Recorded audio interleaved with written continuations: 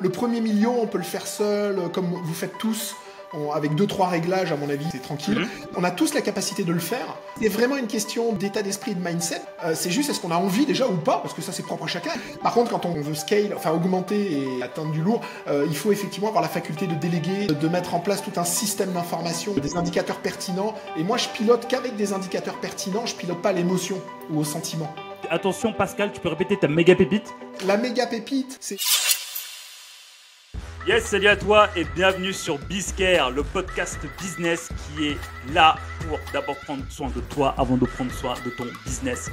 Toutes les semaines, je reçois des entrepreneurs ultra inspirants pour parler de business, de mindset, d'investissement, d'épargne, de développement personnel, professionnel, spirituel, dans un seul et même but, faire de toi un entrepreneur qui est aligné pour faire un maximum de business derrière.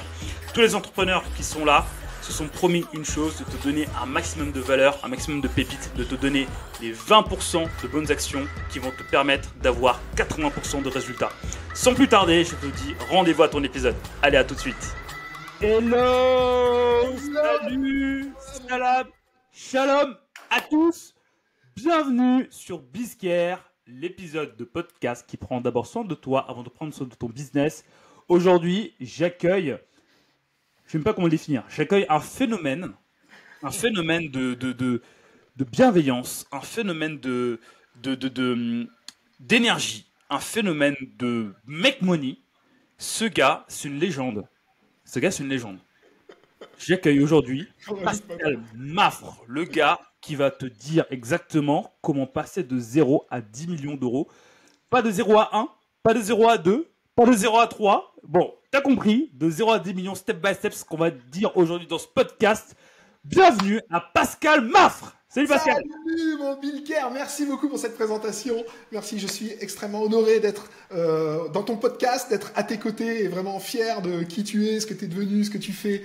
Et bravo, bravo, bravo, j'ai pu te suivre avant, pendant et maintenant. Ouais. T'es vraiment une renommée internationale, bravo à toi pour ce que tu fais, je suis trop fier de toi. Bah, merci beaucoup, franchement, je suis vraiment touché et je suis d'autant plus touché par toi, par ce que tu m'as dit, parce qu'effectivement, quand on s'est connus, à l'époque, je me rappelle, tu m'avais mis un gros coup de pied au cul en me disant, mais Bizcare, mais bouge-toi, t'as des choses à faire. Et moi, j'étais là à me poser des questions. Oui, mais attends, si je faisais ça, comme ça et tout, tu m'avais dit, mais arrête, tu vas rentrer dans l'art, bouge-toi. J'ai eu le courage de me bouger et maintenant, effectivement, il y a les résultats qu'on voit là. Le podcast est en train d'exploser alors que c'était pas du tout dans mon objectif. Je connecte avec des gens de fous, je fais des séminaires partout maintenant grâce à ce podcast. Donc, Pascal, merci. Voilà, je dis à tout le monde, merci. Bravo. Et bravo. L'idée aujourd'hui, c'est que tu donnes des coups de pied au cul aux personnes qui nous écoutent pour qu'eux aussi puissent passer à l'action et pour qu'ils puissent vraiment grandir dans leur business.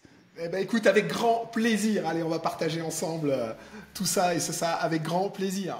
Yes. Et bah du coup, justement, avant de rentrer dans le vif du sujet, parce que comme je vous l'ai dit en intro, aujourd'hui, on va décortiquer comment passer les différents paliers de chiffre d'affaires dans votre business, donc de 0 à 10 millions, comme on a dit, parce que Pascal est passé de 0 à 10 millions dans son histoire. Mais avant justement de rentrer dans ce sujet, Pascal, je te propose de te présenter. Voilà, qui es-tu, par où tu as démarré, quelles sont tes activités, comment tu es passé de 0 à 10, voilà, dis-nous tout. Tout, ce sera trop long. Hein. J'ai 51 ans aujourd'hui.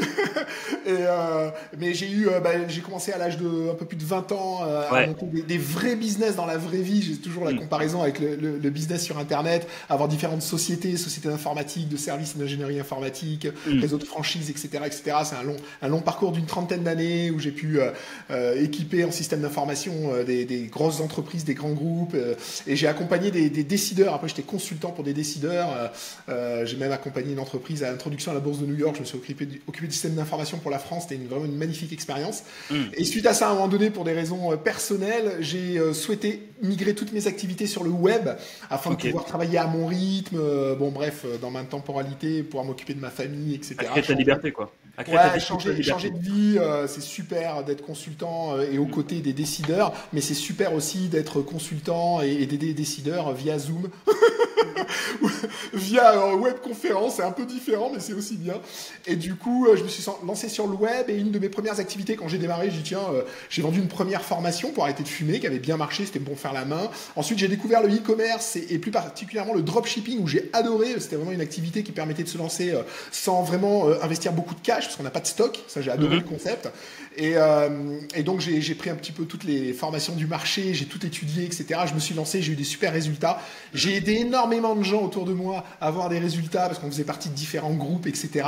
Et suite à ça, je travaillais plus sur mes shops à moi parce que j'aidais tellement les autres. Et à un moment donné, j'ai dit non les mecs, je peux plus. Et ils m'ont dit mais en fait Pascal, il faut que tu intègres le fait que tu es coach et on va te payer pour que tu continues à nous aider. J'ai dit ah bah ouais, en fait vous avez raison. Donc à partir de là, ils ont commencé à me payer pour que je les aide dans leurs activités. C'est comme ça que j'ai démarré mon activité de coaching qui en fait dans ma vie, j'ai toujours été coach en fait. Mais, je l'avais pas intégré dans le monde du web. Et là a démarré une belle aventure de coach en e-commerce, de coach en e-commerce. Et c'est ça qui m'a permis, où je suis parti de zéro, de faire 10 millions d'euros de chiffre d'affaires en à peu près 2 ans, quoi. Donc, ce qui est quand même assez sympa. En tout cas, c'était une super expérience. Et là aussi, j'ai pu réaliser ça et je vais rejoindre par rapport à ton podcast uniquement parce qu'avant, j'avais, enfin, de mon point de vue, en tout cas, moi qui partais de zéro, qui connaissais pas le monde du web, parce que j'avais 25 belles années de vrai business derrière moi où j'ai pu appliquer les bonnes recettes directement au web et ce qui m'a permis, sans perdre en qualité, tout en étant carré, en faisant des choses pro, parce que souvent on associe grandir en perte de qualité. J'ai souvent ça auprès des étudiants que je coach. Et en fait, non, pas du tout. Mais j'ai pu appliquer ces techniques. Ça m'a permis d'atteindre ces résultats, de rencontrer énormément de gens hyper intéressants, d'où le fait qu'on se rencontre aussi. Et à aujourd'hui, ma plus grande passion, en fait, c'est d'aider les gens à se lancer sur le web ou à atteindre leur premier million. Et une fois qu'ils ont atteint leur premier million, c'est d'aller atteindre les 10 millions. Et au moins, de toute façon, le processus et les clés qu'on va regarder, je vais vous délivrer un maximum de pépites avec grand plaisir. C'est quelque chose qui s'applique de toute façon. Et ce qui fait la différence peut-être entre les uns et les autres, c'est ce qu'on parlait juste avant, la notion de mindset, l'état d'esprit, c'est ce qui détermine déjà l'ordre de grandeur. Et ensuite, après, on part et on fait des choses plus ou moins puissantes en fonction de qui on est. Et ça appartient à chacun, il n'y a pas de règle. Waouh. Mais en fait, déjà, merci. C'était ultra concis et plein d'infos. Tu vois, donc du coup, voilà. c'est cool, c'est nickel. Ça se voit que t'es habitué, tu vois, ça se voit que t'es habitué à faire ton pitch, donc du coup, c'est cool. Mais en fait, tu vois, dans tout ça, tu vois, ce qui m'a fait tilt, et je pense que ça fait aussi tilt dans la tête des personnes qui nous écoutent, c'est que t'es passé de 0 à 10 en 2 ans. Ouais. 24 mois. Ouais. Là où, je pense qu'il y a plusieurs personnes qui se disent, mais attends, c'est impossible, pour faire 10 millions, il faut au moins 10 ans, 20 ans, c'est toute une vie. Non, 2 ans. Pascal. Alors, avant de rentrer dans le détail, dans le vif du sujet, en 2 ans, tu as dû bosser comme un dingue, non? Oh, pas plus que quand je travaillais seul. La journée fait que 24 heures pour tout le monde. Okay. Par contre, il est clair que, si tu veux, dans le cadre des process, c'est quelque chose qu'on va voir dans un deuxième temps, de mon point de vue en tout cas. Le premier million, on peut le faire seul, comme vous faites tous. Avec 2-3 réglages, à mon avis, c'est tranquille. Par contre, quand on passe le premier million et qu'on veut scale, enfin augmenter et atteindre du lourd, il faut effectivement avoir la faculté de déléguer, d'intégrer des gens, de les recruter, de les mettre sur poste, de mettre en place tout un système d'information, des metrics, ce qu'on appelle des KPI, des indicateurs pertinents. Et moi, je pilote qu'avec des indicateurs pertinents, je pilote pas à l'émotion ou au sentiment. Et ça, c'est un des facteurs de succès, en tout cas, si on veut faire du lourd. Et après, les journées, elles font que 24 heures comme tout le monde. Par contre, la faculté d'intégrer des gens, de les poster à des endroits qui soient stratégiques, qui soient capables de produire exactement ce qu'on attend et de pouvoir avancer comme ça, a été un facteur de succès. Et c'est indispensable au bout d'un moment. Tu le vois bien, j'imagine, dans ton activité. Au début, tu démarres, tu commences à monter tes offres, tu vends, tu montes, tu communiques sur les réseaux sociaux, tu te crées une communauté, tu leur proposes un premier service, un deuxième service, tu organises un webinaire, les gens s'inscrivent, ensuite tu délivres le webinaire, ensuite les gens sont contents, parlent de toi, mais tout ça, ça occupe du temps, ça fonctionne. Bien sûr. Mais il est clair que quand on veut après faire les millions et les millions, ça, par exemple, ce cycle que je viens de décomposer pour toi, c'est quelque chose qu'on doit accélérer et qui doit accélérer en vitesse. Donc du coup, il faut que tu aies des ressources qui t'accompagnent et que tu sois capable de mesurer le travail de chacun et de ne pas perdre en qualité. N'en dis pas trop, Pascal. N'en dis pas trop. On va y arriver. Mais ouais, ok, ouais. Donc du coup, en fait, en soi, c'est une grosse croyance, tu vois, pour reprendre les mots notre cher Mehmet qui était passé il y a quelques semaines. En fait, c'est une grosse croyance, en fait. Parce que là, tu me dis que tu as fait 0 à 10 en 2 ans, donc en 24 mois. Il y en a qui, en 24 mois, sont restés bloqués, tu vois, dans leur taf de salarié. En 24 mois, ils ont fait peut-être 35K x 2, donc 70. Ou bien ceux qui sont vraiment bien payés en France, 100K x 2, 200K, ok. Toi, 10 millions, ok. Moi, je rigole pas. Et donc, du coup... Mais c'était vraiment mon objectif. En fait, sur le web, j'ai toujours eu l'objectif d'atteindre les 100 millions d'euros. Ça a toujours été nommé, mes proches collaborateurs pourront te le dire, d'entrée. Et j'ai dit, il faut un premier cap de 10, parce que pour plein de raisons, c'est le premier cap de 10 qui est important pour moi, de l'expérience que j'ai avec des entreprises réelles, etc., où j'ai connu des entreprises qui faisaient des centaines de millions, donc je vois bien un peu les différents caps, et je me suis dit, voilà, premier cap de 10, qui va m'apprendre beaucoup et qui me permettra d'apprendre de passer au 100. Dans le cadre de ma croissance, je pouvais aller au 100, j'ai eu un obstacle majeur à un moment donné dont on parlera, et c'est pour ça que j'ai arrêté à 10, c'est ok, je l'ai intégré, et aujourd'hui, maintenant, je suis prêt pour faire les 100. Et c'était vraiment une question d'état d'esprit, de mindset, parce qu'on a tous la capacité de le faire. C'est juste, est-ce qu'on a envie déjà ou pas, parce que ça c'est propre à chacun, et il n'y a pas un qui est mieux que l'un. C'est pas parce que moi j'ai envie de faire 10, je suis plus fort qu'un qui veut faire 1. Non, bravo à celui qui fait 1 déjà, bravo à celui qui fait 100 000. Tu vois, je veux pas mettre de hiérarchie dans l'importance des gens ou mais par contre c'est juste comment on le détermine au début. Est-ce que par exemple, en tant qu'infopreneur, ma priorité c'est d'être présent sur les réseaux sociaux et qu'on parle de moi. Là, ça nourrit mon ego, je suis content, je suis présent sur les réseaux sociaux, je vends 3-4 formations, ça me suffit. Eh ben voilà, bravo, si c'est ça ton objectif. Ensuite, si tu as envie de faire 1 million, bon déjà, il faut changer les choses. Si tu as envie de faire 10 millions, il faut encore changer les choses. Donc je dirais qu'en fonction du mindset, de qui on est, de comment on est calibré et de qu'est-ce qu'on veut atteindre comme objectif sur le web, eh ben on mettra les moyens à disposition en fonction.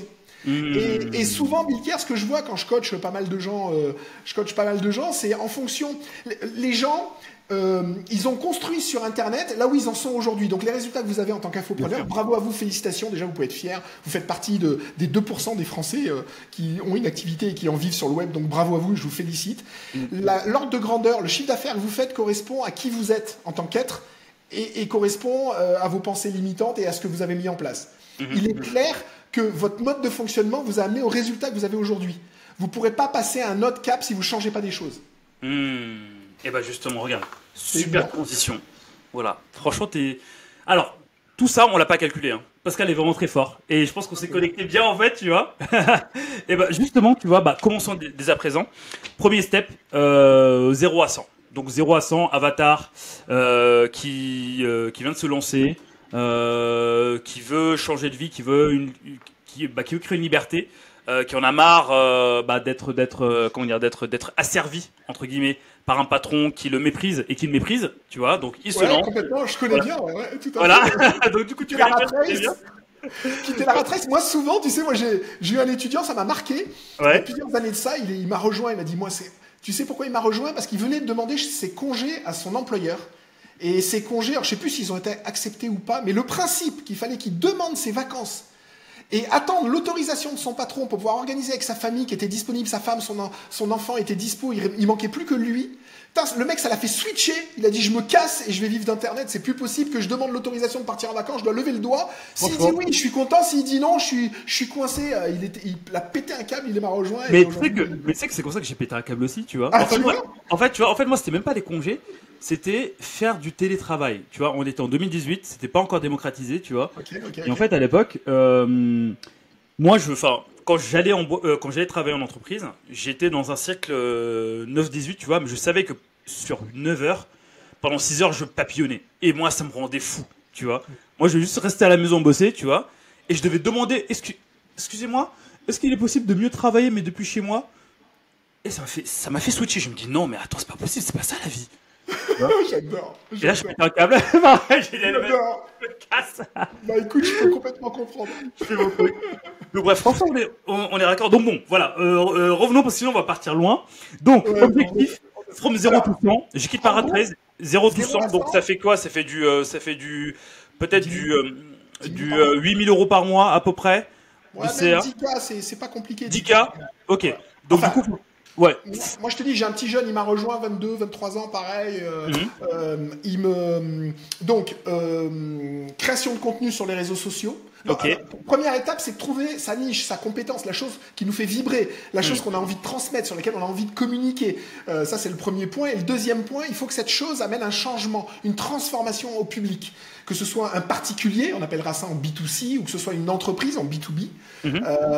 En général, moi, ce qui marche bien là de ce que je vois, c'est vraiment du B2C, c'est de s'adresser à monsieur et madame tout le monde et d'amener une transformation dans la vie de la personne. Une fois que ça c'est validé, l'infopreneur va créer du contenu sur cette thématique sur les différents réseaux sociaux. Suite à ça, il peut organiser une conférence, un webinaire comme on dit, une conférence, un sujet par rapport à ça. Il va inviter les gens à venir participer à cette conférence et à l'issue de la conférence, il vendra sa formation ou son accompagnement. Et ça de façon autonome, de façon simple. Là, je l'ai vraiment archi résumé, mais en gros, c'est ça. 10 000 euros par mois. Moi, je dis pas que c'est facile parce qu'il faut le faire, mais je veux dire ça, c'était vraiment accessible. Sans trop de soucis, on peut rajouter des events en présentiel comme tu fais. Oui. On peut rajouter des petits livres, on peut ajouter des petits contenus, on peut ajouter des petites choses. Mais globalement, c'est créer du contenu sur les réseaux sociaux, organiser un événement où on va présenter notre offre, on va expliquer la problématique, aider les gens et les accompagner à avoir ce changement dans leur vie et proposer derrière l'accompagnement pour un coût qui est tout à fait raisonnable. Mettre en place un échéancier tout de suite. Tu vois, par exemple, la personne, je te dis, elle vendait, c'était dans les 1000-1200 euros l'accompagnement. Il y avait tout de suite une mensualité à 179 euros par mois sur 6 mois. Ce qui fait que la personne, elle peut déclencher la carte bleue tout de suite, ça va, c'est acceptable. Et là, l'avantage aussi en faisant sur un échéancier sur plusieurs mois, c'est qu'il y a un roulement d'avance. On sait que le cash va déjà rentrer et que globalement, il n'y a pas d'impayé ou très peu. Donc ça, c'est quelque chose qui marche très bien pour faire les premiers 100 000 euros. Et bah justement, tu vois, là, tu as parlé d'un truc, c'est le roulement d'avance, tu vois. Donc effectivement, en fait, la grande problématique des personnes qui viennent de se lancer, c'est se dire, ce mois-ci, je gagne ça, le mois prochain, je gagne ça. Mais après, c'est un peu flou, tu vois. Donc pour toi, en fait, pour faire ces premiers 100K et avoir la liberté, tu vois, dans la tête d'avancer, pour toi, c'est indispensable justement de faire en sorte d'avoir ce roulement, tu vois, pour avoir une. Moi, j'aime bien, mais ça suppose une contrepartie que je vais t'expliquer. Ok. Moi, j'adore faire ça. Par exemple, je vendais un coaching à 5 000 euros. C'était 3 000 euros tout de suite, 1 000 euros à 30 jours et 1 000 euros à 60 jours. Donc, j'avais mon avance sur 60 jours, tu vois, qui était bien. Ou, par exemple, le 6 fois 179, qui est très bien, tu vois, parce que ça assure les 10 000 euros sur 6 mois. La contrepartie, c'est qu'il faut que les gens aient du contenu, bien évidemment pour la somme, mais qu'ils aient du contenu sur 1 mois, 2 mois, 3 mois, 4 mois, 5 mois, 6 mois, idéalement 1 an, si les gens continuent à payer une mensualité ou veulent prendre un service supplémentaire ou quoi que ce soit. Donc ça, il faut faire attention parce que si par exemple vous délivrez une formation qui dure 1 semaine, mais la personne le paye sur 3, 4, 5 mois et au bout d'1 semaine à 10 jours, elle n'a plus rien vous concernant à part d'être présent sur les réseaux sociaux, la personne va bugger et va se désabonner, va dire moi j'ai eu mon contenu, maintenant je me cache, je ne paye pas. Il faut être capable d'occuper et de donner toujours de la valeur ajoutée et du contenu à vos étudiants, à vos clients pendant toute la durée de la mensualité. Donc si on est capable de fournir sur 6 mois, on fait un échéancier sur 6 mois, ça ne pose pas de souci. Sachant que si la personne ne paye pas, elle n'a plus accès au contenu, donc ça l'embête parce qu'elle est contente du contenu, donc elle va continuer à payer. C'est juste le bémol qu'il faut vérifier. C'est bien un échéancier si vous êtes capable d'occuper les gens sur le temps de l'échéancier. Sinon, les gens partent, ça crée des conflits et vous avez des problèmes de paiement. Et moi, justement, ce que j'ai appris en faisant mes 100 premiers cas, c'est justement. Non, mais ça, c'était. Enfin, Pascal, m'insulte pas quand même. C'était. Quand même, j'ai fait ça il y a longtemps. Ok. Non, je rigole, t'inquiète pas. Non, moi, ce que j'ai appris, surtout en fait, quand je délivre du service en ligne, c'est toujours en fait faire payer, ou bien toujours encaisser, faire en sorte d'encaisser à minima sur la durée du temps de ton accompagnement. Si par exemple, tu fais un accompagnement sur 1 mois, 2 mois, 3 mois, et que tu proposes le paiement plusieurs fois, il faudrait que tu encaisses le tout sur la durée de ton accompagnement. Donc, idéalement en one shot. Sinon, si ça dure 1 semaine, tu encaisses tout sur 1 semaine. Ça dure 1 mois, tout sur 1 mois. 2 mois, tout sur 2 mois. Et tu proposes tes plans comme ça. Parce qu'effectivement, si tu fais du 10 mois, à un moment, le gars il se dit, c'est bon, j'ai consommé, j'ai plus besoin, ciao. Et même moi, tu vois ce que je faisais, tu vois, dans l'exemple des 5000, je faisais 3000, 1000 et 1000. Tu vois, moi, je prenais les 60% tout de suite. Et ensuite, je déléguais le reste. Ok, après c'est un choix, mais je veux dire, ce que tu disais est très bien aussi, d'échelonner sur la période d'accompagnement, et c'est ok, sachant que c'est jamais un problème le paiement et l'argent, du moment que l'accompagnement est à la hauteur, que les gens gagnent, viennent au live, suivent la formation et sont suffisamment intéressés, et ça c'est notre job à nous, ça pose jamais aucun problème. Exactement. Si dans le delivery on est bon, après vous pouvez vendre et donc, à contrario, si éventuellement des infopreneurs nous regardent et ont des problèmes dans les paiements de leurs clients, dites-vous, c'est jamais la faute du client qui veut vous avoir, vous arnaquer ou quoi que ce soit. C'est jamais ça. C'est vous regardez comment vous l'avez ou pas occupé. Est-ce que vous lui avez donné du contenu qui était satisfait? Et manifestement, si vous avez vous trouvez un peu trop d'impayés, c'est que la chose qui a été délivrée ne correspondait pas à ce que la personne attendait et qu'il y a un décalage. Et c'est intéressant de le regarder, même d'en discuter avec la personne pour pouvoir corriger ça et rapidement trouver le bon réglage, quoi. Ok, bah nickel, parfait. From 0 to 100, déjà énormément de pépites. Waouh, ça commence bien. Ouais, ça c'est bien. 100 ou 1 million. Alors, justement, en fait, c'est 100 ou 1 million, c'est le deuxième step, ou bien il y a un step inférieur à 500 ou à 600? Non, moi j'ai fait le premier million en 6 mois. Ok, d'accord. Donc 100 ou 1 million. Enfin, sincèrement, en fait, moi, en tout cas, ce que j'ai observé sur les 10 millions, c'est que c'était croissance constante. Okay. Il n'y a pas de break.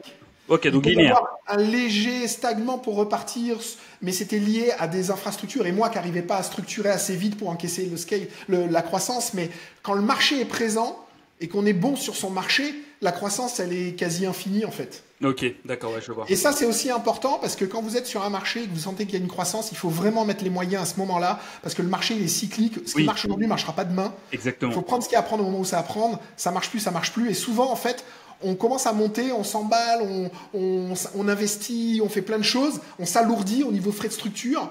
Et puis d'un coup, on a notre marché qui chute, on a le coût d'acquisition de clients qui devient plus cher. On comprend pas, on perd de l'argent, on est juste break-even. C'est juste parce que le marché évolue et que nous, on a une inertie dans le fait qu'on se soit structuré. Donc ça, on en reparlera aussi mais ça, c'est important aussi d'être bien dans la bonne vague.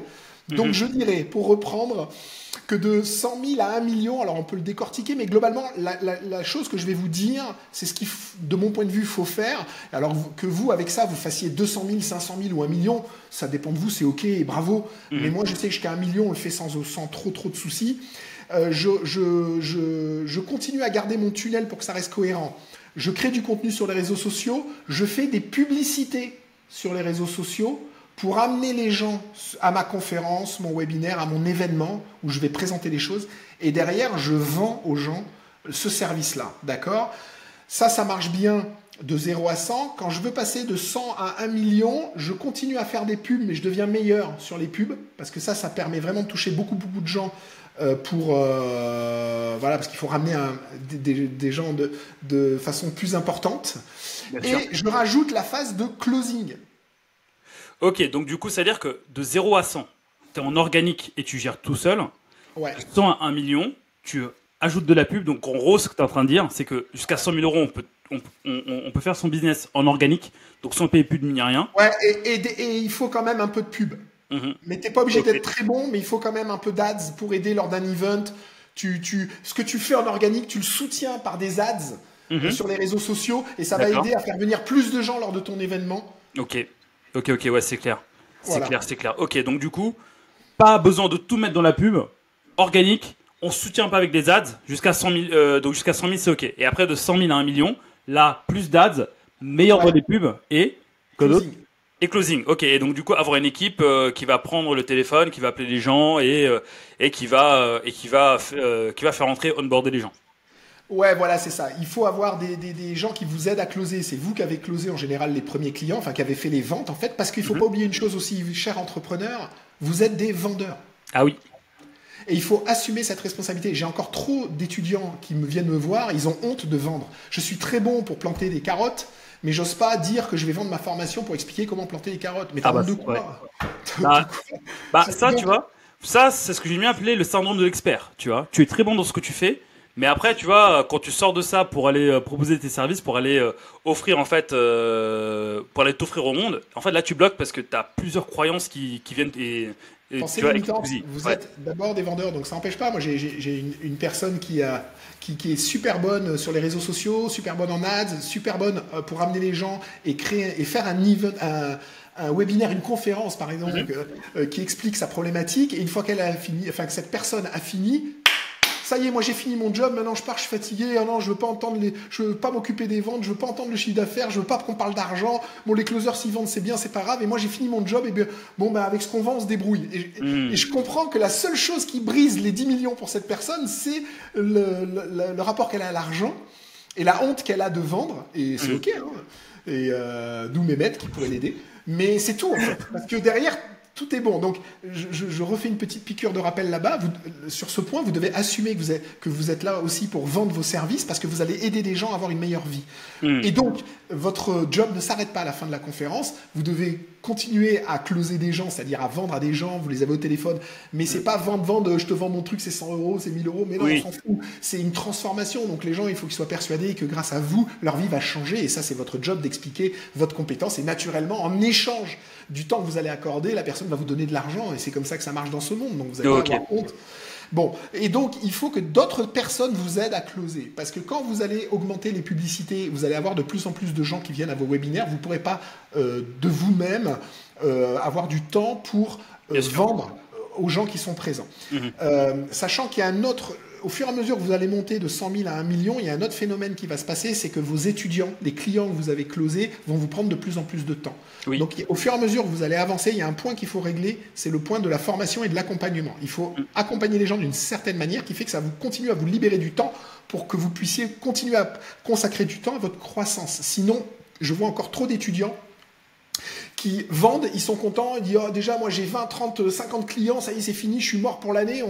Et non, on est censé faire 50 clients par jour si on veut atteindre les 10 millions. Donc on peut pas s'arrêter à 20 clients tous les 3 mois. Donc ça aussi, je pense qu'on en reparlera, mais c'est pas possible. Il faut qu'on soit capable d'absorber un flux permanent de clients sans perdre en qualité et tout en faisant en sorte que les clients qui nous font confiance vivent bien leur transformation et atteignent bien le résultat qu'on a nommé. Et c'est tout à fait possible, il faut le faire d'une certaine manière. Donc, au fur et à mesure qu'on monte en puissance, il faut que d'autres personnes vendent pour vous et vous consacrez avec les clients à ce qu'ils obtiennent le résultat que vous avez vendu. Comme ça, c'est eux qui, après, à travers des témoignages sur les réseaux sociaux, vont faire de la publicité et ce sera d'autant plus facile pour vous de vendre votre offre et que vous puissiez consacrer du temps aux étudiants pour qu'ils réussissent, aux webinaires ponctuellement quand il faut en faire, et surtout à structurer votre entreprise pour absorber de la croissance, parce qu'il faut beaucoup de temps en tant que patron d'entreprise pour piloter son entreprise, recruter, mettre en place les gens, regarder les indicateurs pertinents pour que l'entreprise continue à grandir, et vous devez sortir du technicien que vous êtes pour devenir un gestionnaire et un businessman, et c'est là où ça bug souvent chez les infopreneurs. Donc du coup, from 100 to 1 million, il y a quand même un gros gap qui est pour moi de passer de technicien, on va dire, à CEO en fait. Voilà, on commence. Déjà, regarde, de ce que je vois aujourd'hui, avec 2-3 closers, en faisant comme on faisait avant en tant qu'infopreneur pour faire nos 100 000, on rajoute 2-3 closers, globalement, on atteint le million. Ok, d'accord. Ok. Mais là, tu quoi sans aucun problème. Mais là, du coup, tu vois, tu parles beaucoup de la partie, tu vois, infopreneuriat, les infopreneurs et tout. Tu parles beaucoup de tunnels, de webinaires, etc. Est-ce que ce process dont tu nous parles, ce qu'il faut changer, tout ça, les closers, tu vois, etc., passer de solo à CEO, est-ce que c'est valable pour ceux qui sont dans un business de service, on va dire, tu vois, qui, voilà. Regarde, par exemple, tu vois, je prends mon cas de figure. Moi, je suis consultant SEO de base. Bon, là, je suis en train de migrer, tu vois. Est-ce que justement tout ce que tu dis est aussi valable pour un technicien qui offre ses services au lieu d'offrir une formation? Ouais, bien sûr. Tu sais, tu offres quelque chose à des gens.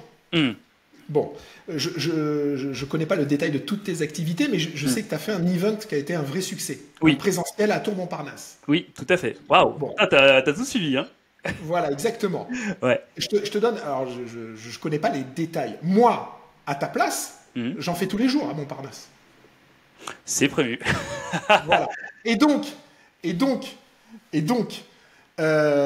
tu as tes réseaux sociaux, tu as organisé sans doute un peu d'ads, tu as teasé, tu as travaillé ton réseau et peut-être vers l'extérieur pour avoir un groupe de personnes potentiellement intéressées pour ton event. Tu ne savais pas si tu allais le faire ou pas. Tu as demandé aux gens de s'inscrire.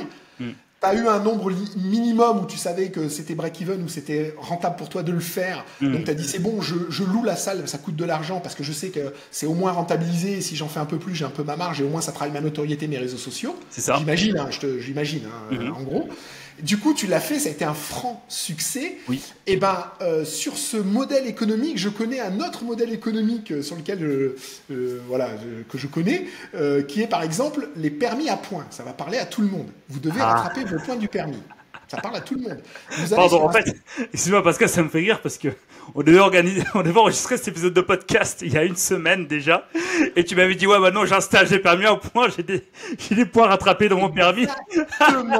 Exactement. Et je vais t'expliquer comment ils ont fait. T'as une société qui fait la formation, t'en as 10 sur Internet qui la revendent en prenant une marge. Mais ça, je m'en fous. Mais au niveau organisation, il y a plein de jours de dispo dans plein de villes, mais donc tu réserves et tu payes, mais la journée, elle est active que s'il y a au moins 15 personnes qui l'ont prise le même jour, sinon c'est annulé et que le reporte sur un autre jour. Mais t'as quand même payé. Putain, je dis, c'est brillantissime. Donc moi, ils étaient pleins, c'était réglé. Mais j'ai dit, regarde, toi, tu peux organiser un event à la Tour Montparnasse autant que tu veux dans l'agenda. Les gens s'inscrivent autant qu'ils veulent. Et tu valides ou pas la journée s'il y a au moins, par exemple, 15 participants. Sinon, c'est reporté sur d'autres journées. Tu leur laisses le choix de s'inscrire, mais ils ont quand même payé la journée. Donc ils viendront, ils s'organiseront dans l'agenda. Donc ça veut dire qu'on peut faire tourner ce qu'on appelle en evergreen, 24 heures sur 24, ton webinaire. Et tu délivres ton webinaire quand tu as 15 participants. Si tu en as tous les jours, il y a pire que ça. Ou sinon, tu dis, c'est une fois par semaine, j'ai 50 personnes qui sont là, il y a pire comme scénario. Mais ce qui est important, et ce que je voudrais qu'on voit au-delà de cet exemple-là, ce que je veux bien qu'on comprenne, c'est que de mon point de vue, pour faire 1 million, pour aller chercher le premier million et même après le dépasser, vous devez faire des ventes tous les jours. Il n'y a aucune raison que vous ne vendiez pas tous les jours. Il n'y a aucune raison que Stripe ne vous envoie pas des notifications tous les jours. Alors que ce que j'observe dans le cycle de vente d'un infopreneur, peu importe le chiffre d'affaires qu'il fait, il passe du temps à créer sur les réseaux sociaux, il fait éventuellement des pubs, il organise un événement, et là, en 48 heures, l'argent rentre. Ensuite, il doit délivrer le service, faire la formation, et après, il se dit, bon, ça y est, ça c'est fait, j'ai fait telle somme, je suis content, allez, je repars au charbon pour refaire ça. Et en gros, ça fait 2 événements dans le mois, et on est content, on a fait 100 000. Bon, c'est bien, mais bon, c'est bien, bravo. Moi, en tout cas, quand j'ai fait ça, parce que je l'ai fait une fois, dès que j'ai eu mon premier tunnel qui a fonctionné, je l'ai fait tourner en evergreen 24 heures sur 24 pendant 1 an, sans plus jamais rien faire d'autre, en fait. Quand vous avez quelque chose qui marche, moi, en tout cas, je le scale à l'infini et je le fais tourner 24 heures sur 24. Il n'y a aucune raison qu'un webinaire qui a marché une fois ne retourne pas tous les jours en evergreen, qu'un événement tel que le tien, il a fonctionné une fois, pourquoi pas au moins une fois par semaine, une fois tous les 2 jours, tous les 3 jours. Puisque ça fonctionne, il n'y a aucune raison que d'autres personnes ne soient pas intéressées pour y assister. En tout cas, et ça te ferait un flux permanent, puisque les gens peuvent réserver 24 heures sur 24 à travers ton tunnel. Et ensuite, le jour où tu vas le délivrer, ça dépend. Il faut au moins qu'il y ait 15 participants. Mais il n'empêche que tu peux faire des ventes tous les jours. Donc, pour répondre à ta question, c'est une des idées que je te proposerais éventuellement de mettre en œuvre. Mais on voit que le système, en tout cas, de vente, il doit fonctionner 24 heures sur 24. Il ne doit pas être cyclique, parce que sinon, vos ventes sont cycliques, vos revenus sont cycliques, et ça, c'est un frein à la croissance. Ok, donc du coup, hyper intéressant. Donc, 0 à 100, on a dit, 100 à 1 million, il faut vendre tous les jours. En gros, si je peux résumer, vendre tous les jours, avoir une équipe, mais tous les jours, il faut que le cash rentre. Il ne faut jamais arrêter. Les tunnels de vente, je ne sais pas, moi on parle de tunnels de vente, mais je veux dire, votre processus qui amène que des prospects sont intéressés par votre concept, rentrent dans votre écosystème et viennent à votre contact à vous ou au contact de vos closers à travers votre tunnel pour avoir plus d'informations et closer des gens. C'est tous les jours. C'est pas uniquement après un event tous les 15 jours ou tous les je sais pas combien. Je prends l'exemple de pour revenir à ton event. Bravo à toi de l'avoir fait à la Tour Montparnasse. Bravo, c'est un succès de mon point de vue. Enfin, j'ai pas tous les détails, mais c'est un succès. C'est un succès. Je te voilà. Moi, dès le lendemain, l'ensemble des canaux d'acquisition, ils tournent 24 heures sur 24 pour créer le prochain groupe de 15 le plus rapidement possible. Je dis 15 parce que moi, c'était 15. Je ne sais pas toi, c'est un groupe de combien qu'il faut. On est bien d'accord. Mais c'est 10, c'est 10. Si c'est 30, c'est 30. On s'en fout. Mais je ferai que ce canal d'acquisition tourne 24 heures sur 24, déjà. Lui, il est fait, il est stabilisé. Et dès que j'ai, par exemple, 15 personnes, je recrée un event à la Tour Montparnasse. Et ça, en faisant ça, vous allez trouver les leviers. Et en accélérant, ça va créer de plus en plus de jours à la Tour Montparnasse et de plus en plus de cash et de plus en plus d'étudiants contents qui vont le dire à d'autres, qui vont le faire venir à cet event. Et ça va créer une dynamique positive. J'appelle ça l'effet boule de neige. C'est comme la boule quand elle démarre et elle grossit au fur et à mesure qu'elle descend la falaise. Okay. Quand vous avez un système qui marche, il faut vraiment le scale. Un autre exemple pour rebondir là-dessus que je vois trop souvent encore, c'est je demande aux gens, est-ce que vous faites des ads? Ouais, je fais des ads. Et quel est ton retour sur investissement? C'est-à-dire pour 1 euro mis en ads, tu gagnes combien en service? Et la moyenne de tous les étudiants que j'ai, ils sont pour 1 euro qu'ils ont mis en pub, ils gagnent entre 3 et 5 euros. Je dis, mais putain, c'est magnifique. Tu viens de créer une machine. Imagine que tu as une machine, tu mets une pièce de 1, elle te donne 3 euros minimum. Ouais. Mais moi, quand j'ai compris ça dans mon tunnel de vente, je mettais 5 000 euros par jour. Ah bah oui. Ah bah oui. Ah bah là, pour le coup, c'est lui. Eh ben, c'est pas évident. Sache que quand j'en parle au coach, il me dit oui, comme tu me le dis là, c'est vrai.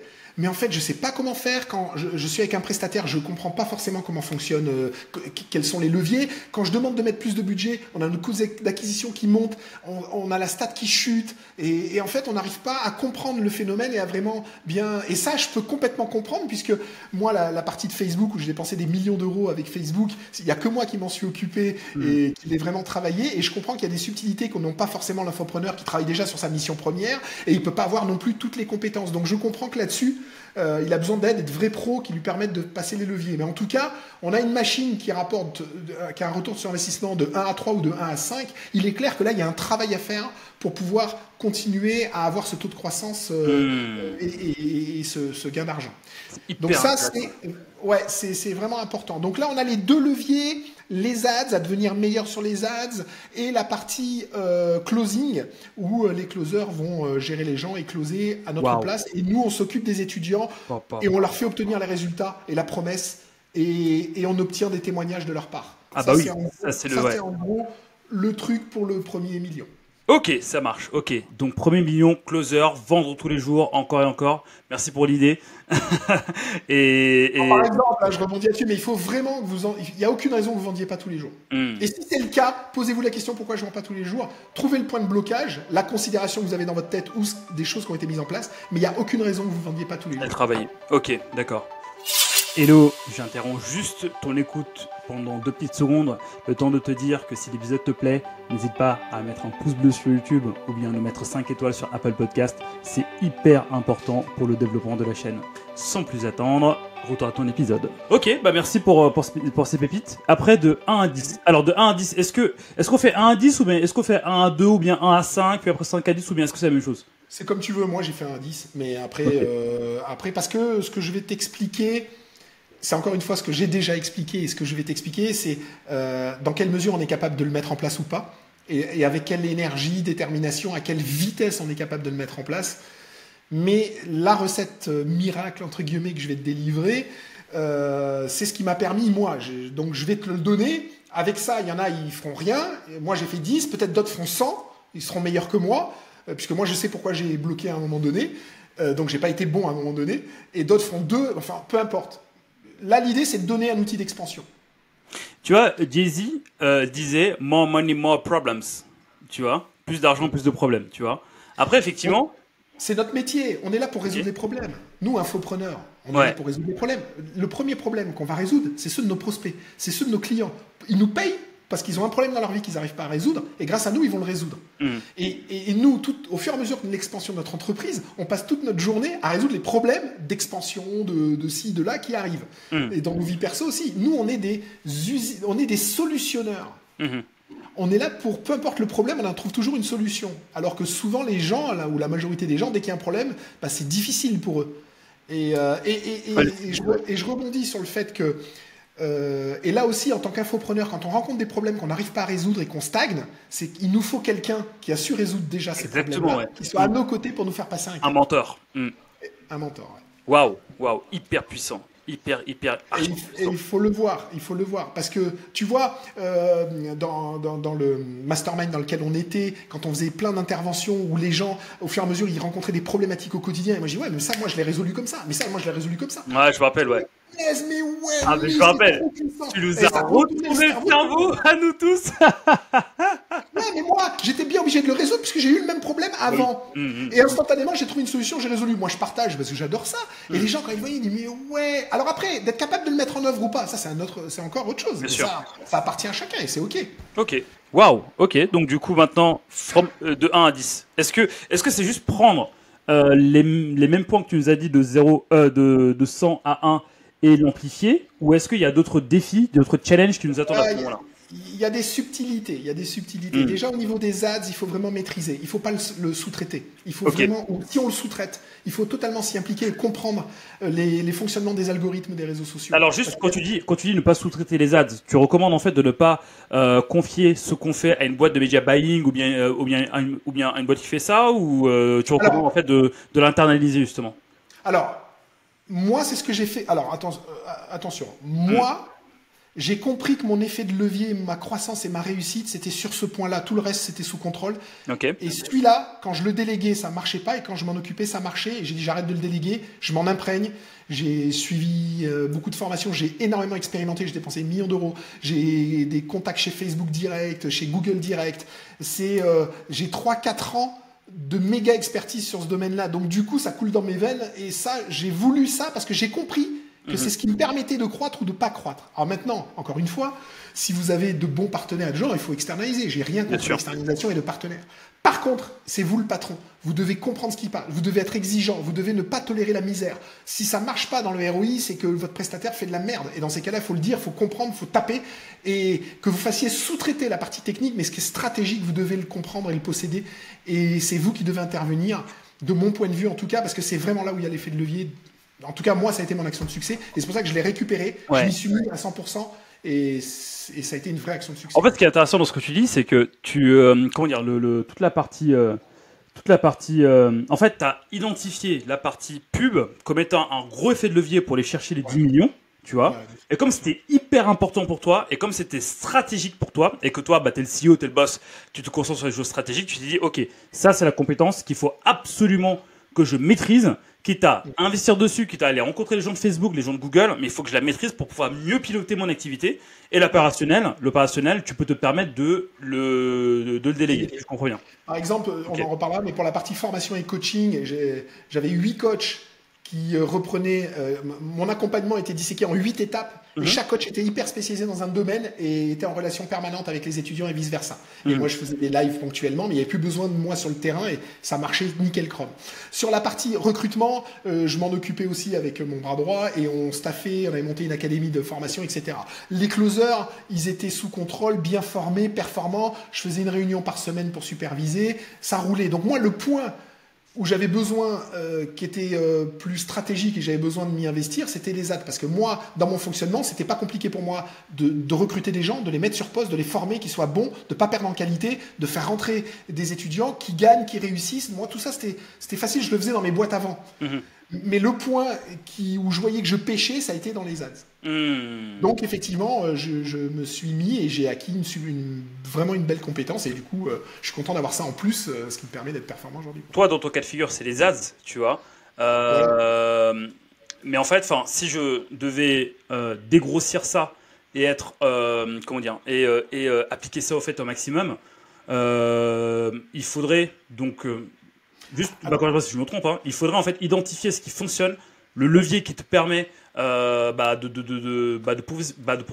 poursuivre ta croissance. Toi, tu as identifié les ads. Il y en a d'autres, tu vois, c'est avoir un autre niveau d'énergie et tout, tu vois. Mais en fait, identifier le truc et après, tu appuies dessus. Si je comprends bien. C'est ça. Donc, si on va le faire aux infopreneurs qui nous regardent, vous publiez sur les réseaux sociaux et vous faites de la publicité. L'objectif de ça, c'est d'amener du monde dans vos tunnels. Donc, vous devez être capable de quantifier. Il faut tout le temps avoir des indicateurs pertinents. Il faut des chiffres. Combien d'argent j'ai dépensé, combien de posts j'ai mis, combien de personnes sont venues voir mes réseaux sociaux, combien de personnes ont atteint mon écosystème et combien de personnes sont rentrées dans mon écosystème. Et ça, c'est des stats à la semaine. Dans les personnes qui sont dans mon écosystème, lesquelles avancent, lesquelles n'avancent pas, et lesquelles je transforme à la fin ou pas. Et ça, c'est des statistiques et des indicateurs et des KPI que vous devez avoir chaque semaine. Et vous devez les regarder. Et alors là, c'est pas compliqué, c'est que c'est un système qui fonctionne et qui s'auto-alimente. C'est-à-dire, vous faites de la communication en ads ou en organique qui amène les gens dans vos différents tunnels. Vous pouvez en avoir plusieurs ou un. Et à la fin, les gens rentrent en tant que clients. Et comme ils sont contents du service que vous délivrez, ils en parlent à d'autres qui viennent sur les réseaux sociaux et qui rentrent dans votre tunnel. Et vous devez être dans une spirale montante. Si au niveau des indicateurs pertinents dans votre tunnel à vous, dans votre écosystème à vous, vous vous rendez compte qu'il y a un bug quelque part, il y a un problème, il n'y a pas assez de gens qui rentrent dans mon tunnel, ou après ma conférence, il n'y a pas assez de gens qui prennent des rendez-vous, ou les gens prennent des rendez-vous auprès des closers, mais j'ai pas assez de ventes, ça veut dire qu'il y a un problème et c'est ça qui vous empêche de croître chez vous. Donc ça, mais vous pouvez pas le mesurer avec un sentiment, avec une émotion. Il me semble que c'est la plus grosse erreur que vous faites. Vous vous trompez toujours. Vous vous trompez toujours. Vous pensez que c'est à cause de ci, à cause de là. Et quand on regarde réellement les métriques, déjà tout le monde me dit qu'ils ont des métriques. Et quand on regarde, ils n'ont pas. Ils ont 3 chiffres, 4, 10, mais ils n'ont pas les bons et ils ne savent pas. Et ils ont les 3 premiers et après les ratios, tout c'est fini, on n'a pas. Et on n'a aucun historique des métriques. Donc on ne peut pas comparer avec à quel moment ça marchait. Il y a 6 mois, j'ai fait 1 million. Aujourd'hui, je fais 100 000. C'était quoi la différence de chiffres? On ne les a pas, donc on ne sait pas. Ça, c'est criminel. Vous ne pouvez pas croître. Vous pilotez un avion et il n'y a aucun bouton, aucun cadran et pas de manche. Eh ben, ça va aller, va comme je te pousse. Et c'est là où je dis que quand on veut passer de 1 million à 10 millions, il faut être professionnel. Là, on arrête le bricolage et le technicien. Je fais la comparaison entre un artisan, il va jusqu'à 1 million, et un capitaine d'industrie, un chef d'entreprise de PME, il fait les 10 millions, et un capitaine d'industrie, il va aller chercher les 100 millions. Mais la différence au niveau des étapes, c'est le professionnalisme. C'est le fait qu'on est challengé. C'est le fait qu'on va monter en compétence, qu'on sera plus exigeant, on se base sur les chiffres, on enlève l'émotion. Et si un des staffs, un des membres de notre équipe, est moins performant pour une raison X ou Y, on va l'aider à être plus performant, mais on va pas tolérer le fait qu'il soit pas performant. Alors que quand on est un petit groupe, on est entre copains, oh mince, j'ose pas te dire que là tu bosses pas bien parce que tu es mon copain, je suis gêné, voilà, on est copains, on est artisans, on est entre copains, donc on fait 1 million, on fait 500 000. Mais non, on doit avoir le niveau d'éthique et d'exigence qui fait que, voilà, t'es mon copain, je t'aime de tout mon cœur, maintenant j'ai un problème parce que là t'es en train de plus closer comme tu closais, moi j'ai envie de t'aider. Là, il y a un bug, il faut qu'on soit capable de le résoudre ensemble. Si tu as envie, on va le faire. Si tu n'as pas envie, je te mets de côté pour le moment, on reste amis. Mais dans le boulot, moi, j'ai besoin que des gens qui soient super closers. Je n'ai pas besoin de gens qui bricolent. Et j'ai besoin d'un coach qui prend soin des étudiants. Je n'ai pas besoin d'un coach qui travaille mal ou qui bâcle son travail. Dans ces cas-là, tu sors de mon organisation, on reste copains, mais à titre professionnel, il y a un problème. Et il faut être capable de faire ça. Ça aussi, c'est ce qui empêche les gens de passer les millions. C'est ce niveau d'exigence, tu vois. Donc en fait, là, tu es quand même en train de mettre le doigt sur quelque chose, c'est le niveau émotionnel des gens, tu vois. Donc en gros, en introduction, tu as dit que qui tu es aujourd'hui reflète tes résultats. Oui. Tu vois. Donc du coup, ça veut dire que la plupart des gens, tu vois, qui ont plein fond de verre, c'est que soit ils manquent de méthodo. Tu vois, donc c'est ce qu'on essaie de voir aujourd'hui ensemble, tu vois, de disséquer des choses pour qu'ils puissent l'embarquer pour avancer. Ou soit, émotionnellement, il y a un truc qui fait que, mais lui, je peux pas le virer parce que, lui, c'est mon copain parce que, lui, si... Je te prends un exemple. J'ai un étudiant, on regarde et on voit qu'au niveau des closings, il a 2 closers. Et il y a une différence de closing des deux qui est vraiment importante, entre 30 et 50%. C'est-à-dire qu'il y a un closer, par exemple, qui close 10 personnes dans le mois, pour faire simple, et il y en a un qui close entre 5 et 6 personnes dans le mois seulement. Donc, il manque 3-4 ventes dans le mois, dans l'exemple que je te donne. Tu vois, je veux dire, pour moi, c'est monstrueux l'écart. Ah bah oui. D'accord. Oui. Ah bah c'est clair. Alors, moi, premier réflexe, quand je connais personne. Je vois le boss, tu vois, je lui dis, écoute, c'est cool, lui, pour le moment, il faut le mettre de côté, quitte à ce que le closer qui est bon, il ait un peu plus de boulot, du coup, il va plus se transformer, il aura plus de primes, il sera content, parce que c'est toujours la guerre à avoir des rendez-vous qui sont qualifiés, donc autant, quitte à ce que toi, dans un premier temps, ou quelqu'un d'autre, tu prennes la main, mais là, il faut avoir toujours 2-3 closers en spare, en stock, en attente, prêts à prendre la main, et qui se défonce pour atteindre les bonnes stats et rester dans le groupe. Et celui qui est moins performant là, il n'y a pas de problème, il sort pour le moment du closing, on le remet à jour, on regarde quel est le problème, il le corrige et il revient et il close, tu vois, il n'y a aucun problème. Eh ben ça, c'était impossible à faire pour la personne pour le boss que j'étais en train de coacher. Et je dis, je comprends, il n'y a pas de souci. Mais non, mais lui, c'est un copain, 30%, c'est pas grave. Tu vois, c'était, on est tous copains, donc je peux pas lui dire, et en gros, je me contente de la misère. Contente-toi de la misère, et c'est OK. Mais dans ces cas-là, c'est pas rationnel, parce qu'en tant que boss, on doit penser à la survie de son entreprise, des salariés, de la croissance de son entreprise. Et c'est pas du tout d'incriminer ou de virer la personne, ça n'a rien à voir. Oui, la personne, elle doit être reprise en main. Mais il faut avoir une certaine prestance pour oser faire face à cette situation, en parler entre quatre yeux avec la personne et l'aider à passer au travers pour qu'elle soit meilleure. Et beaucoup, ils n'ont pas ça. Waouh. Tu comprends? Waouh. Mais en fait, c'est hyper intéressant en fait tout ça. Ce que tu Ah ben écoute, je suis content. C'est les retours d'expérience terrain. Ou pour moi, c'était facile de prendre quelqu'un. J'ai regarde là pour l'instant, pendant 3 jours, on te fait une mise à jour, tu reviens. Ouais, ok, je comprends. D'autres venaient. Enfin moi, j'avais aucune considération. Ça a pris un claquement de doigts et ça marchait comme ça pour toutes mes équipes, tu vois. Mais en fait, je vois que les gens de le faire, c'est des croyances qu'ils ont, ça les bouleverse. Bah c'est ça. Mais moi, j'ai managé des centaines de personnes. Donc, du coup, c'était un management. Mais la personne, c'est pas pour ça qu'on l'a virée, tu vois. Après, la personne, on devait la remettre à jour. La personne, de nouveau, elle était OK. Elle avait compris le petit problème qu'elle faisait. Elle revenait, elle gazait. C'était parfait, on n'y touchait plus. Mais si, par contre, elle continuait à persister, à pas qualifier, elle dit, là, on va être obligé d'en rester là. Parce que là, moi, tu étais performante à un moment donné, c'est pour ça que tu m'as rejoint et que je t'ai prise, tu as obtenu des performances, tu as une contre-performance, on peut l'entendre, on te demande de te remettre à jour pour de nouveau performer, si c'est pas le cas, on va pas pouvoir continuer à travailler ensemble, parce que moi j'ai une boîte à faire performer. Maintenant on reste amis, copains, je vais essayer de te retrouver du boulot. Mais tu vois, il faut être rationnel. Bah justement, tu vois, à ces moments-là, il y en a beaucoup, et aujourd'hui je pense que ça va être l'un de mes plus gros défis, tu vois, c'est justement, tu vois, parfois tu fais des trucs, tu vois, c'est là, tu vois, en dessous du pectoral gauche. Tu vois, voilà. Et maintenant, si tu veux aller en fait à un autre niveau, bah, tu vois, bah, cette route-là, tu vois, va falloir en fait que ce soit clair. Parce qu'en fait, justement, il y a beaucoup de personnes qui mélangent ça et ça. Donc, pour ceux qui nous écoutent, le cœur et la tête. Et en fait, clairement, en fait, à des moments, si tu veux aller plus loin, bah, il faut mettre les émotions de côté et être rationnel. Ouais. Avoir des. Ouais, mais regarde, si tu regardes bien, en fait, je comprends complètement que ça peut bouleverser certaines personnes. Bien sûr, ah oui. Je comprends. Mais en fait, il faut bien comprendre une chose. Regarde. Moi, en tant que chef d'entreprise, je prends quelqu'un qui n'est pas performant au sein de ma team, je lui explique, il le voit. Suite à ça, la personne, je l'aide. Et suite à ça, la personne, ça y est, elle a trouvé le problème, j'ai pu l'aider à le résoudre, elle revient et elle reperforme. Mais c'est le plus grand ami de ta vie. Et moi, je suis son plus grand ami parce que j'ai réussi à l'aider dans un moment qui était difficile, même à titre personnel. C'est vrai. Et de nouveau, la personne, elle est heureuse dans sa vie, elle a réglé son problème personnel, parce que souvent c'est ça, et elle performe et elle gagne encore plus d'argent en vendant plus. Donc finalement, à la fin, elle te remercie à l'infini et c'est ton rôle de débloquer des situations bloquantes. Et tout le monde s'aime plus après qu'avant. Ça, c'est le premier point. Donc tu vois, c'est une fausse donnée de dire je veux pas faire face à ça, parce que finalement, à la fin, c'est 10 fois mieux qu'au début. Ouais, c'est clair. Deuxième point qui est important, quand tu commences à monter, à augmenter tes performances, à commencer à faire des millions et des millions, donc tu recrutes beaucoup de monde, donc tu peux avoir 10, 20, 30, 40, 50 personnes, 100 personnes qui travaillent pour toi. Tu as la responsabilité de 100 salaires, de ta famille, de ton entreprise, de centaines, voire de milliers d'étudiants. Oui. Et tout ça, tu le mets en péril parce que tu as un mec que tu sais qui fait pas le boulot, et parce que lui, il fait pas le boulot, tout risque de s'écrouler, ou une bonne partie de l'organisation va s'écrouler, et c'est juste parce que tu n'as pas les cojones juste de le prendre, et c'est ta responsabilité pour les milliers d'étudiants et pour les centaines de collaborateurs que tu payes tous les mois quand même, non? En fait, ça fait grave sens ce que tu dis. Ça fait grave sens. C'est ta responsabilité en tant que businessman.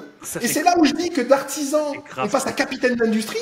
Capitaine d'industrie, mon poulet, je reviens parce que je t'explique. Moi, j'ai 100 salaires à la fin du mois, dont tu fais partie. J'ai 2000 étudiants. J'ai ma famille et une boîte à faire croître. Tu vas pas me fracasser un de mes services. Donc, je comprends qu'il y a une problématique. J'ai mis une rustine pour l'instant. Je veux qu'ensemble, on résolve ce problème et on va y arriver. Soit tu es capable, c'est bien, si tu n'es pas capable, au revoir. Moi, c'est la responsabilité d'un chef d'entreprise et c'est comme ça qu'il faut le voir, en fait. Mais tu sais, en fait, c'est une grosse problématique chez beaucoup d'infopreneurs. Tu vois, personnellement, j'en connais, tu vois, qui aujourd'hui ont les mêmes résultats à cause de ça, ou voire même ne veulent pas aller plus loin à cause de ça, tu vois. Parce qu'en fait, pour eux, dans leur échelle de valeur, les copains, la famille, tout ça est beaucoup plus important, tu vois, que de faire 10 millions, 100 millions, 1 million, tu vois. Et c'est ok. C'est ok. Tu vois, et c'est ok. Tu vois, pour prendre tes mots. C'est ok et ils sont au niveau où ils sont et bravo à eux et ils vivent une vie dans laquelle ils se sentent bien. Ils sortent pas de leur zone de confort. Et ben bravo en fait, si tu veux. Mais si ils se disent là maintenant, je suis content de ce que j'ai fait, mais maintenant j'ai envie de croître et de vraiment passer un cap, il y a des outils, on peut complètement aider cette personne là-dessus, il n'y a pas de souci. Et il y a un des outils aussi qui permet rapidement de gérer ça, c'est-à-dire qu'en tant que patron de son infopreneur, au début on a 3, 4, 5 collaborateurs, 10, on gère tout, c'est rapidement mettre un DG. Oui. Voilà, moi c'est ce que j'ai fait. Même si moi je savais intervenir, je gérais tout, mais le fait de staffer tout de suite avec un DG pour se retirer et que lui gère cette Ouais, enfin bon, ça c'est un des points qu'on verra pour les 10 millions, mais il faut qu'au niveau de l'organigramme, il se structure toujours par le haut. On met toujours des directeurs en place et pas des... Voilà, bon bref, ça c'est un autre point. Okay. Donc ça peut être un point pour se dire, bon, toute cette partie ingrate ou quoi que je sais pas faire, c'est quelqu'un qui sait faire qui va le faire, et moi je reste à mon poste et je continue à avancer, tu vois. Wow. Parce que de toute façon, il faut passer au travers d'une manière ou d'une autre. Soit la personne, soit l'infopreneur, le boss, au niveau de son mindset, il change, il grandit, il se fait un peu mal, il se fait aider par un mentor et du coup il y arrive, soit il trouve des solutions en mettant des gens à certaines places, mais dans tous les cas, il va falloir qu'il passe au travers de ça et qu'il y arrive d'une manière ou d'une autre, quoi. Et quand il y arrive, parce que moi je suis des infopreneurs qui y arrivent, ils sont trop fiers d'eux, en fait, ils grandissent, et ils se rendent compte du niveau de responsabilité et c'est toujours un grand moment. Beaucoup d'émotions quand la personne passe le cap et se dit waouh, là j'ai passé un cap et tout de suite les ventes décollent. Waouh. Un autre point pour aller chercher les 100 millions. Ok, ok, donc en gros, si on peut résumer, from 1 to 10, tu changes ta manière de voir, tu commences à structurer et surtout, tes émotions, tu les prends, tu les jettes à la poubelle et tu analyses tes KPI pour prendre les décisions en fonction et assumer ces décisions-là. Voilà. Si je peux résumer. Voilà, c'est ça. Alors, au niveau des émotions, tu as le droit d'avoir des émotions. On est des humains, on n'est pas des robots. Bien sûr, oui. Tu peux avoir les émotions qui arrivent et dire, là, je me sens pas à l'aise dans cette situation. Et c'est bien de le voir, tu vois, et se dire, là, je ne suis pas à l'aise. Je sais que c'est pas optimum ce qui est en train de se passer. Je sais que j'ai un problème avec tel et tel collaborateur ou avec telle et telle chose. Est-ce que moi, alors là, ce qu'il faut se poser comme question, c'est est-ce que moi, je peux le résoudre ou pas? Non, c'est vraiment trop dur, j'arrive pas à faire face aujourd'hui. Ok, prends un mentor. Prends quelqu'un qui va le faire à ta place, mais il faut faire quelque chose pour passer un cap. Sinon, ça va stagner et ça va se détruire. Bon, ça, c'était pour finir et quand même amener des solutions à la situation. Ok. Waouh. C'est... Ok, bah parfait. Maintenant, donc, on a fait ce cap-là. Maintenant, from 10 to 100. Même dans le premier million jusqu'au 10 millions. Et après, je vous ferai le 10 millions au 100 millions parce que c'est un point précis. Je vais continuer dans le 1 à 10. On a vu que là, de 1, on passe à 2, avec ce que je viens de vous expliquer déjà. Là, en staffant, en étant meilleur sur les ads, en faisant tourner en evergreen la chose qui marche. C'est pas besoin d'attendre tous les 15 jours, tous les mois, tous les 3 mois. On le fait, on vend tous les jours. On a des closers, on structure son équipe. On intègre des gens qu'on forme, on se base sur des KPI, les indicateurs pertinents, et tout au long de son entreprise, de son business, on a des indicateurs pertinents, et toutes les semaines, on contrôle l'activité et on voit est-ce qu'on est bon sur la croissance, et on continue, et dès qu'il y a un blocage, notre rôle, c'est de venir à cet endroit-là, de regarder ce qui se passe, de le corriger. Voilà, ça, on avance sur les 10 millions. Donc là, on avance. Un point qui rapidement va être bloquant et vous allez voir, vous allez monter au niveau de votre chiffre d'affaires et à un moment donné, ça va stagner. Parce que l'acquisition des clients, on va prendre l'exemple de la conférence, de l'événement, ça peut être une formation de 5 jours, gratuite, comme font certains, et c'est génial. Vous rencontrez une problématique qui est que vous faites de la publicité et de l'organique pour attirer les gens dans votre événement, que ce soit un webinaire ou une formation gratuite ou autre. Allez, on va prendre un exemple. Vous avez en gros 400 personnes qui s'inscrivent. Alors vous êtes content. Sur les 400 personnes qui s'inscrivent, il y a en gros 100 personnes qui assistent. Et sur les 100 personnes qui assistent, vous avez entre 5 et 20 ventes. Allez, on va dire 20 ventes parce qu'on est bon. Ouais. Ce qui fait qu'à la fin, sur 400, vous avez 5 personnes. Vous avez 20 personnes, ça fait du 5%. On est entre 3 et 5%. C'est à peu près la stat que j'observe chez tout le monde. Peut-être je me trompe, peut-être que vous êtes meilleur, tant mieux. Mais globalement, entre le nombre de personnes qui se sont inscrites, les 400 dans mon exemple, et le nombre de ventes que vous avez fait, les 20 dans mon exemple, on est en général entre 3 et 5% de taux de transformation. Si par contre on regarde le taux de transformation avec le nombre de personnes qui étaient présentes au webinaire, on est tout de suite meilleur, on sera à 20%, 20%. Mais c'est pas celui-là qu'il faut regarder, et je vais vous expliquer pourquoi. Il faut regarder le nombre de personnes qui sont inscrites et le nombre de ventes que vous avez fait. Parce que souvent, on se trompe. Ah, moi, je suis bon, je suis à 5-10%. Non, mon poulet, regarde. T'as un 400 qui était venu et t'en as que 20 à la fin. Même si c'est super d'avoir fait 20 sur les 100. Déjà, c'est très, très beau. Mais là, on a un problème. Il y en a 300 qui ne sont pas venus. Et donc, quand on a pour objectif d'aller chercher les 10 millions, il faut qu'on se pose la question, qui est la suivante. À aujourd'hui, vous, tous les infopreneurs, peu importe le chiffre que vous faites, vous vous contentez des 5% des gens, entre 3 et 5% des gens qui vous voient en organique sur les réseaux sociaux, les 3 à 5% de gens qui sont venus s'inscrire sur les événements que vous avez créés, et vous avez récolté les 3 à 5% les plus motivés qui sont venus vous acheter votre service et vous faites le chiffre d'affaires que vous faites. Donc déjà, bravo à vous. Mais il faut comprendre une chose, c'est que vous avez en moyenne 97% des gens qui vous ont vu, qui ont reaché sur votre écosystème, qui sont rentrés dans votre tunnel, qui se sont barrés. Qu'est-ce qu'on peut faire avec ça, justement? Vous avez 97% des gens qui vous regardent sur les réseaux sociaux, qui rentrent dans votre tunnel de vente et qui n'ont pas acheté un ou plusieurs de vos services. Donc ça, c'est la stat qui m'a éclaté. Je me suis dit, punaise, je suis en train de faire des millions qu'avec 5% des gens seulement. Il me reste 95% à aller chercher. Attends. Avant que tu ailles plus loin. Tu peux faire 0 to 10 avec tout ça. Tu peux faire 0 to 10 avec tes 5% que tu closes à la fin après, avec ton événement, tout ça. Mais en fait, tu peux aller 0 to 4. 0 to 4, allez, 0 to 4, ouais. Tu peux aller chercher peut-être les 50 millions, voilà 100 millions, avec le même nombre de personnes si tu travailles les 97% qui ne sont pas rentrés. Ouais, moi, ce que je sais faire, je sais faire les 10 millions avec les 95%. Ben justement, dis-nous comment faire. Plus, je ne sais pas faire. En francophonie. Parce qu'on a un problème d'audience après, que je vais aussi, on pourra en discuter si tu veux. Ce qu'il faut comprendre, c'est que moi, j'ai vu que mon chiffre augmentait, j'avais des petits plateaux, et je me rendais compte de ça. En décortiquant les métriques, en enlevant de l'émotion, juste en étant rationnel, je me suis dit, voilà, aujourd'hui, je transforme, en gros, il y a 5% des gens, il y a eu 1 500 000 personnes qui m'ont connu sur les réseaux sociaux dans l'année, c'est Google qui m'a dit ça. Il y a en gros 120 000 personnes sur mes listes, et pour environ 2000 étudiants. Donc tu vois, au niveau de la stat, sur 1 500 000 personnes, 2000 étudiants. Bon, après c'est high ticket, c'est tout ça, bon, peu importe. Bon, ce qui est déjà génial. Mais quand même, on voit qu'il y a 95% des gens qui viennent, qui vous voient sur les réseaux sociaux, qui rentrent dans vos tunnels, qui sont sur vos mailing lists, qui assistent à vos webinaires, qui à la fin n'achètent pas votre service.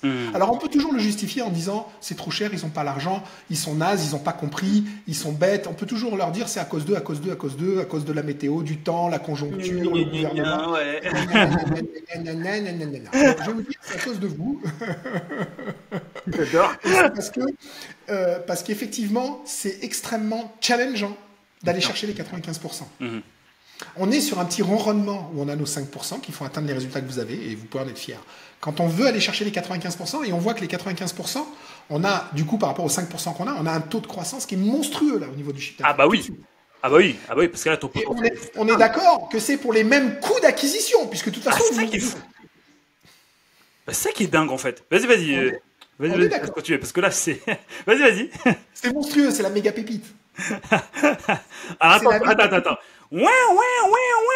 Alerte. Méga pépite. Attention, Pascal, tu peux répéter ta méga pépite. Let's go.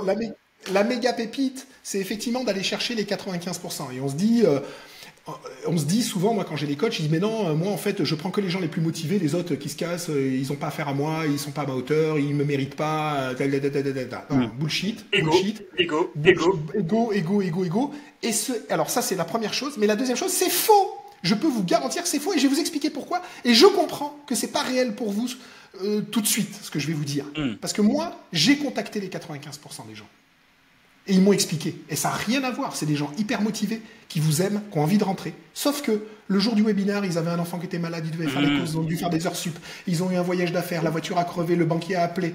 Il y a 1 milliard de raisons parce que la vie de chaque individu, elle est extrêmement prenante. Exactement. Et il faut bien comprendre une chose. Dans l'exemple que je vous prenais sur les 400 qui sont inscrits, même s'il n'y en a que 100 qui sont présents, c'est pas 300 personnes, 300... branleurs, excusez-moi de l'expression, parce que c'est souvent ce que j'entends des coachs, et 100 qui étaient motivés, donc j'en ai signé 20. Non, ça n'a rien à voir en fait. Tu avais les 400 qui pouvaient être motivés, en fait, t'en sais rien. C'est ce que tu dis pour justifier. Sauf que la vie a fait qu'ils n'ont pas pu être présents à ce moment-là. Mais c'est pas pour ça qu'ils ne sont pas motivés.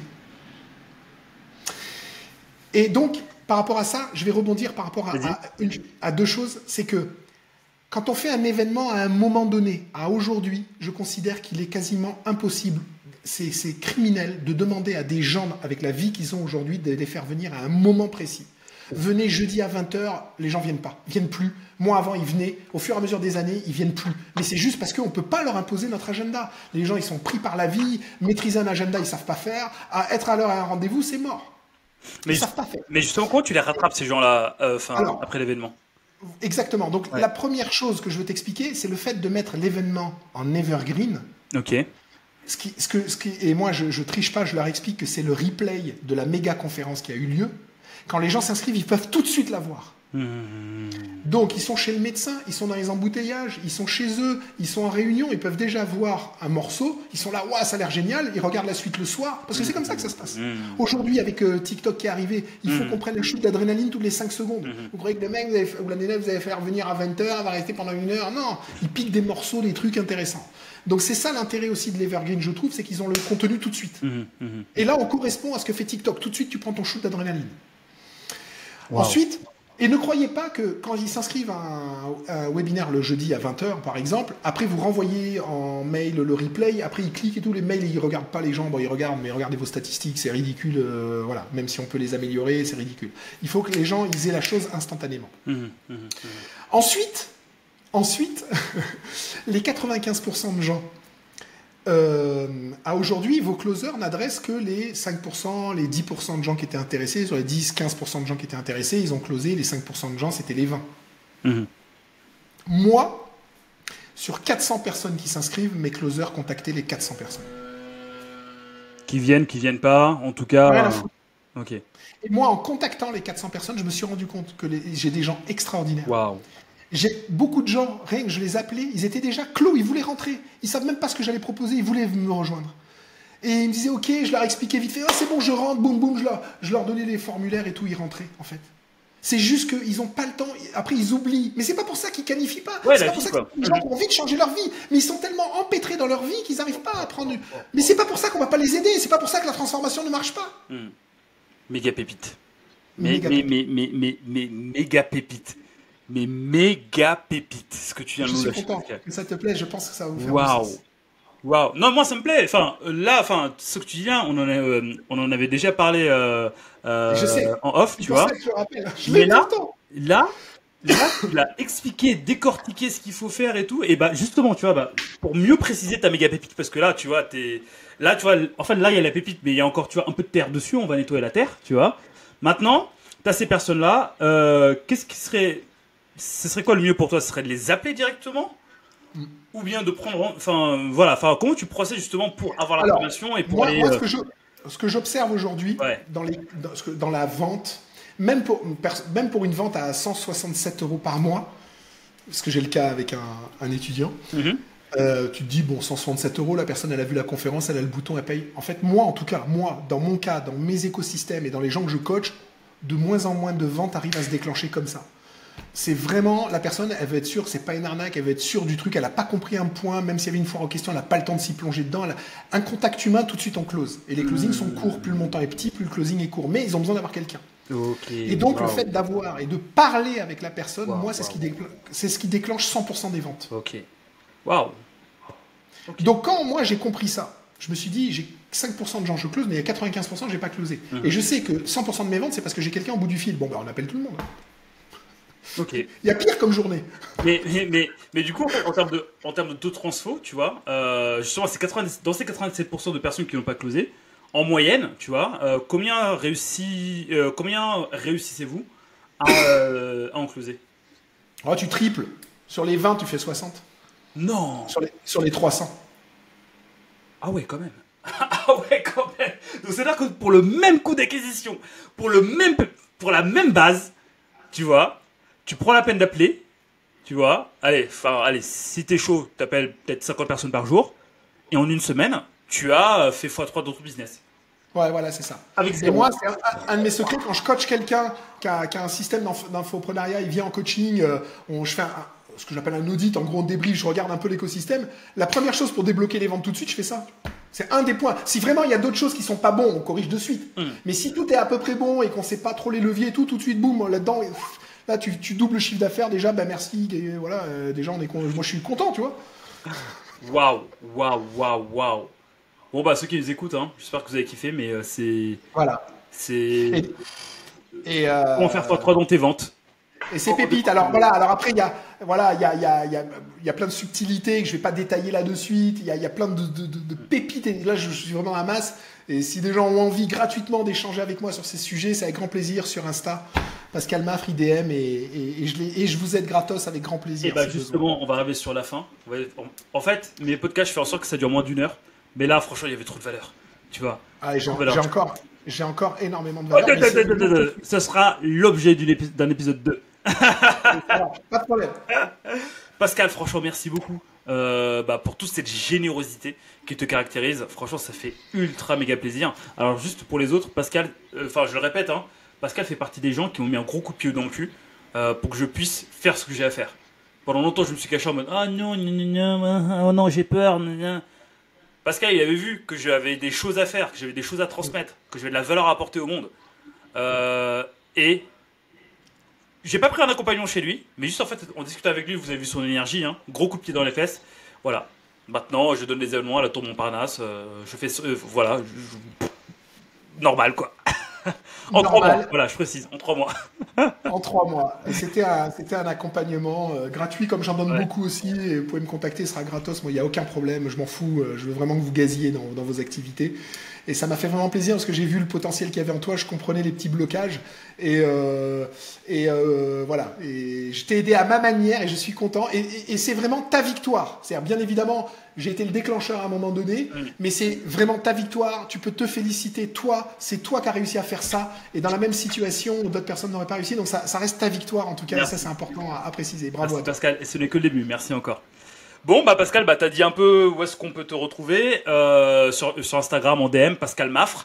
J'aime bien dire à la fin les 3 choses en 20-80. Tu nous l'as donné en fait tout au long de l'épisode, donc pas la peine de revenir dessus. Voilà, pour ceux qui attendaient ça, écoutez tout l'épisode, prenez un carnet, notez, parce que Pascal là, il vient de donner des choses qui, si vous étiez passé par un coach, vous avez payé facilement 10 000 € pour les avoir. Donc là, c'est gratos. Tranquille. Voilà. J'ai encore 2 pages. J'avais prévu 3 pages. J'ai encore 2 pages. Donc, j'ai énormément de pépites à vous donner. Venez me contacter gratos. Il n'y a aucun problème. Et en tout cas, si tu veux faire un autre webinaire, si ça intéresse des gens et qu'il veut y avoir une suite, dans le cadre du scaling, je reste dispo pour toi. Ceux qui écoutent ça ou bien ceux qui sont sur YouTube, dites-nous, on voit un épisode 2 avec Pascal pour que Pascal puisse nous donner les autres pépites. Voilà. Si vous êtes assez, voilà. Je ne sais pas où est-ce qu'on sera. Allez, on va dire si on a au moins 20 personnes qui nous disent on veut l'épisode 2. Et je bouleverse le calendrier, on fait l'épisode 2 maintenant et on vous le balance. Allez, ça marche. Voilà. Ça. Merci à toi, Bilker, t'es un mec extraordinaire. Merci à toi, c'était un grand plaisir. Merci à toi aussi. Je te souhaite. Qu'est-ce que je peux te souhaiter? La vie est belle. Je te souhaite d'avoir une très belle vie avec ta merveilleuse femme et tes merveilleux enfants. Merci beaucoup, toi aussi. Salut Pascal, bonne journée. A plus, au revoir à tout le monde. Et ciao. Ciao.